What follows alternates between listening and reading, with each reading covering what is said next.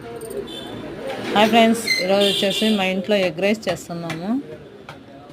మా నన్ను నా కొడుకు ఇద్దరు ఎగ్ రైస్ అడిగినారు కాబట్టి ఎగ్ రైస్ చేస్తున్నాను. ఫస్ట్ ఆయిల్ వేసుకున్నాము. తర్వాత ఎర్రగడ్డలు, మిరపకాయలు, కొత్తిమీర అంతా కట్ చేసి సన్నగా కట్ చేసి పెట్టుకున్నాను. ఇప్పుడు ఫస్ట్ మిరపకాయలు వేసుకున్నాము.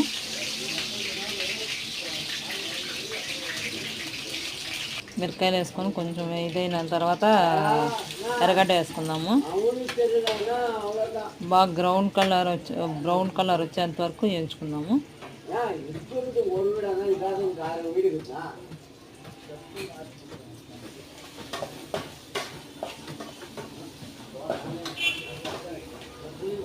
అన్నట్లు ఫ్రెండ్స్, నా ఛానల్ కానీ ఎవరు చూడుకోకపోతే సబ్స్క్రైబర్ చేసుకోకపోతే ఛానల్ సబ్స్క్రైబర్ చేసుకోండి, లైక్ కొట్టండి, షేర్ చేయండి.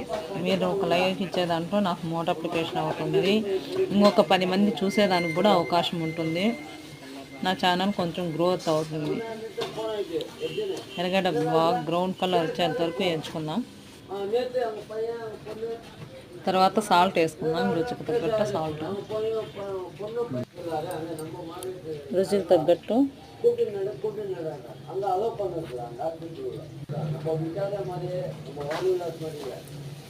తగ్గట్టు ఉప్పు వేసుకుందాం.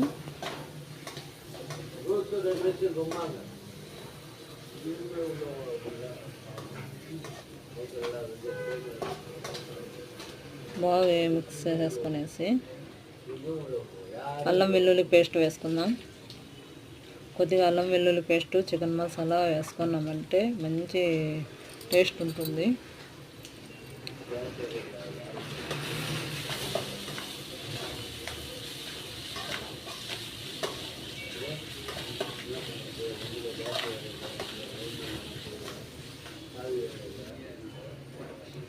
చికెన్ మసాలా కొద్దిగా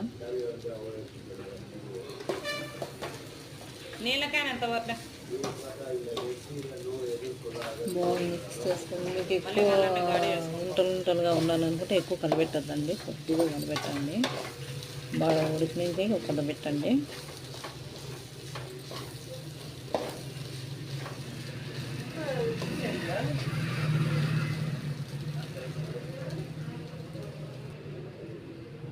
ఇప్పుడు అన్నం వేసుకునేస్తాం. అన్నం వేసుకొని మిక్స్ చేసుకునేసి లాస్ట్లో కొత్తిమీర వేసుకొని గార్నిష్ చేసుకునేస్తాం. సూపర్గా ఉంటుందండి ఎగ్ రైస్ మాత్రం. వెళ్ళిపోతానంటున్నాను.